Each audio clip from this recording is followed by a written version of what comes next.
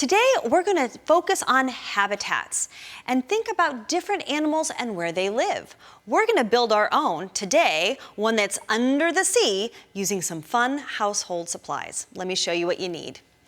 You're gonna wanna have some paper in different colors, some scissors, and I really like to use wavy scissors for this project, some wiggle eyes, styrofoam balls in assorted sizes, some glue stick, thick tacky glue, and glue dots, also a hole punch, and then scissors, a marker, a ruler, and you will want a plastic knife because we're gonna cut the styrofoam balls. So let's get started.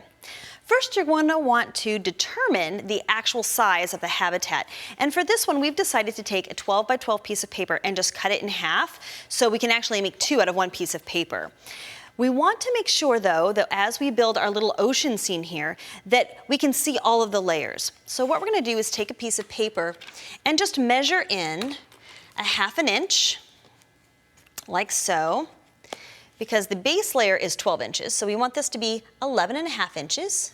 And then I'm also going to measure down 5.5 inches, like so. And you're gonna cut the rest of your layers this size, with just straight scissors so that it fits in on that dark blue piece. That's kind of like the base piece, and then all the rest of them kind of nest on top, like so. Now if you like super straight lines, you could use a paper trimmer, but I use my trusty scissors.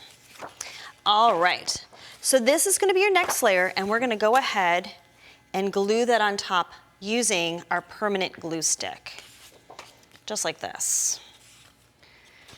I like to make sure I get into the corners when I use a glue stick so that it really sticks down.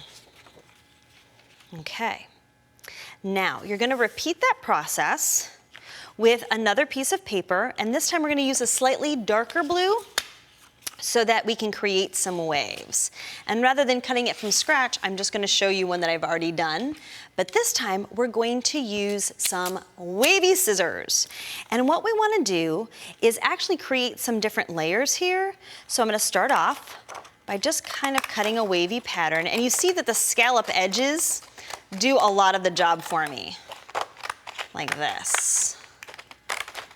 And now, another layer, like this.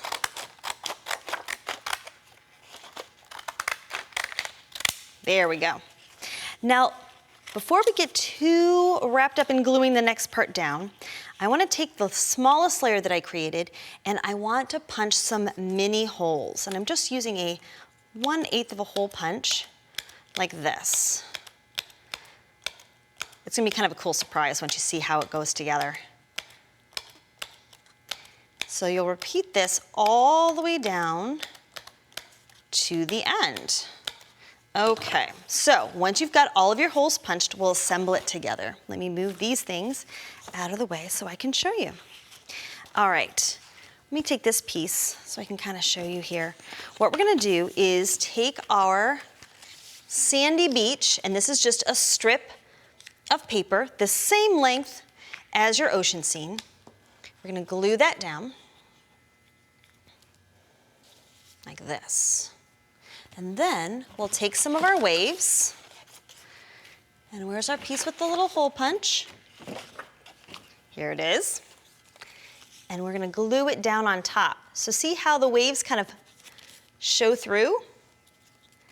We've got little bits of sand, and then we'll reassemble our layers so that we cover it all up. Like this. All right, put that down, and then this down. And then if you want, you can kind of crimp up the waves a little bit so that they stick out. And you can look at the final sample so you can see how that looks. You're gonna do this so you have 3 whole layers that show up. And I like to flip-flop the layers back and forth. There we go. Like this. So that way you'll glue all of that down and kind of set it aside so it looks like this. Now let's make some animals. We're going to use our serrated edge plastic knife and just cut a ball in half. And we're gonna do a small and a medium and a large, like this. There we go. And this is where you can really get creative. Think about those animals and their habitats. We created this little crab pattern. You can look online for other patterns.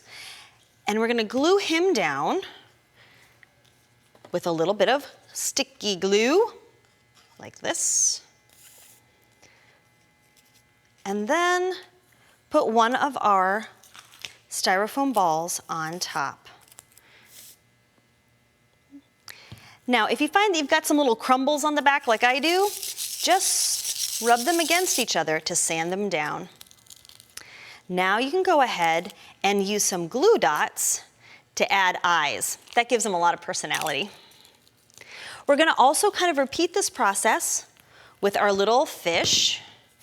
And again, we just kind of free-handed a template. You can make one that you like. And if you get really fancy, you can go ahead and paint your styrofoam balls too, so they would match. So you have a yellow fish and a red crab.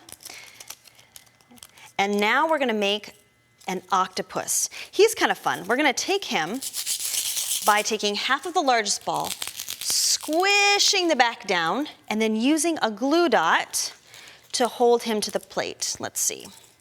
We'll have to find a new glue dot. There we go.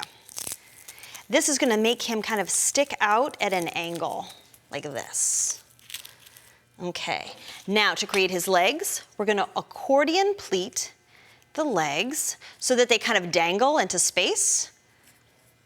Here you go. Okay, and here's how you just glue them on with a little bit of thick glue. I'm doing one, but of course an octopus has 8 legs, so we can go ahead and add some more. Now, if you take a look at the finished sample in front of me, you'll see we've got a happy little octopus, but you could swap him out for a jellyfish or crabs or sharks, whatever favorite sea creatures you may have.